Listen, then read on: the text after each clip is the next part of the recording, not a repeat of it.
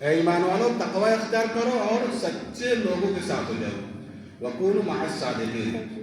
سچے لوگوں کے ساتھ ہو جائیں. اگر آپ سکون چاہتے ہیں اور عزت چاہتے ہیں تو آپ کو ہمیشہ تلاش کرنا پڑے گا اچھے ساتھی کی, اچھے دوست کی. ایسے دوست کی تلاش کرنا پڑے گا کہ جو دوست تنہائی میں بھی سچا ہو اور لوگوں کے سامنے بھی سچا ہو.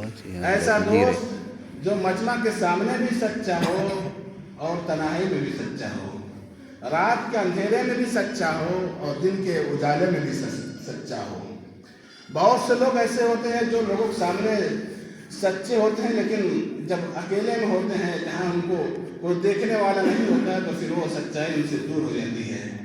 اور بہت سے لوگ ایسے ہوتے ہیں کہ جب آپ ان کے ساتھ ہوں گے تو آپ کے ساتھ سچائی کا معاملہ کریں گے, نہیں تو پھر وہ آپ کے ساتھ برائی کرنے لگ جاتے ہیں.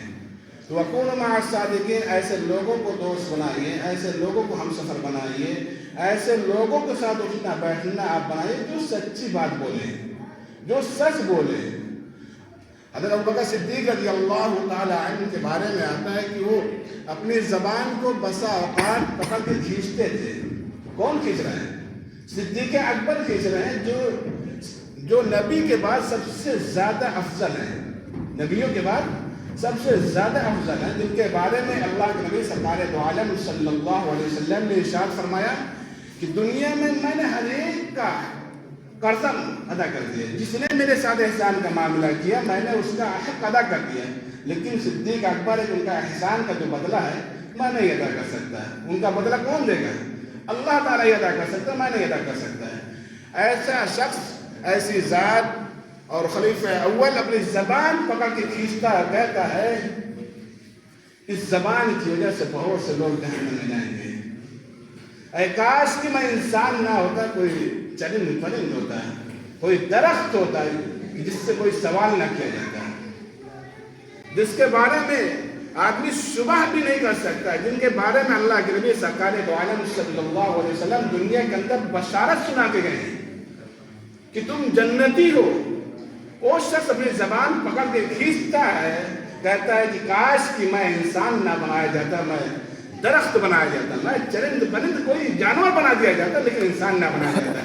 اس لیے کہ اسی زبان کی وجہ سے بہت سے لوگ جہنم میں جائیں گے. جب آدمی جھوٹ بولتا ہے, جھوٹ بولتے بولتے اتنے آگے بڑھ جاتا ہے کہ اللہ رب العزت والجلال اسے جہنم کا ایندھن بنا دیتے ہیں. اس لیے ہمیشہ سچے لوگوں کے ساتھ اختیار کرنا چاہیے. آپ کی ایک عمر چکی ہے, آپ اپنے عمر کے ساتھیوں کو دیکھیے کون سے ایسے ہیں جو آپ کے لیے دنیا اور آخرت دونوں بھلائی کا سبب بن سکتے ہیں. مت دیکھیے کہ ان کی بات میں بہت زیادہ مذاق ہے.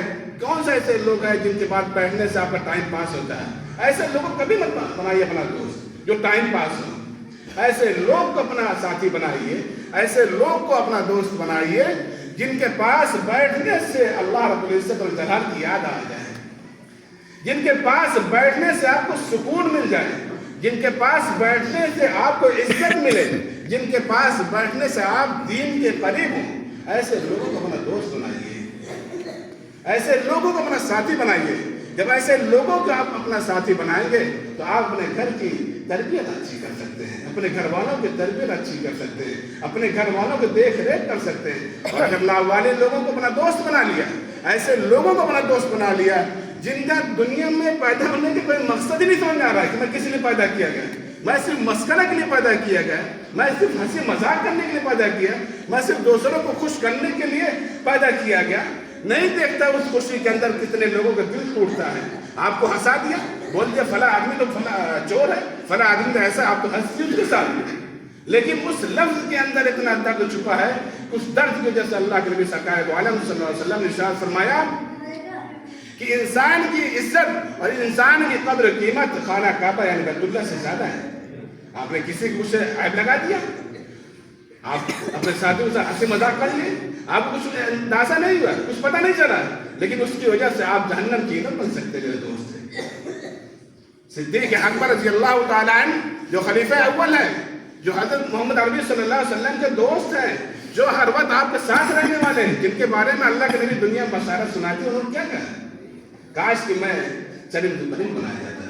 آج ہمارے اندر کچھ بھی نہیں ہے، نہ تو نماز کی پابندی ہے، نہ تو زکات کی پابندی ہے، ہمارے پاس مال ہے لیکن زکات نکالنے کے لیے تیار نہیں ہے، ہمارے پاس وقت ہے، اذان ہوتی ہے، نماز پڑھنے کے لیے تیار نہیں ہے، ہمارے پاس ماں باپ ہے بوڑھے شکل میں لیکن ان کی خدمت کرنے کے لیے تیار نہیں ہے، انہیں اچھا کپڑا پہنانے کے لیے تیار نہیں ہے، ان کے سر پہ تیل رکھنے کے لیے تیار نہیں ہے، ان کا پاؤں دبانے کے لیے تیار نہیں ہے، پھر بھی ہم اپنے آپ کو سچا پکا مسلمان سمجھتے ہیں، اور کوئی مصیبت آتی ہے تو اس مصیبت کو کہتے ہیں کہ ہم تو مسلمان ہیں اس لیے ستائے جا رہے ہیں۔ آپ مسلمان اس لیے نہیں ستائے جا رہے ہیں، آپ غفلت میں اس لیے ستائے جا رہے ہیں، آپ دین سے دور اس لیے ستائے جا رہے ہیں، آپ شریعت سے دور اس لیے ستائے جا رہے ہیں، آپ سنت کا مذاق اڑا رہے ہیں اس لیے ستائے جا رہے ہیں۔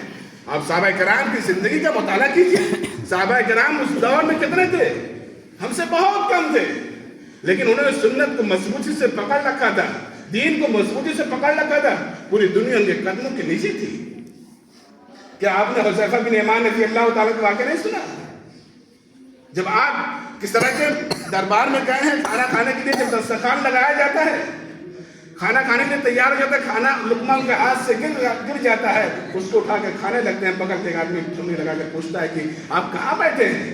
یہ کس طرح کا دربار ہے؟ یہ تو بادشاہوں کا دربار ہے، یہ تو بڑے لوگوں کا دربار ہے، بڑے لوگوں کا دسترخوان ہے، یہاں گرا ہوا لقمہ اٹھا کے نہیں کھایا جاتا ہے۔ تو انہوں نے کیا جواب دیا؟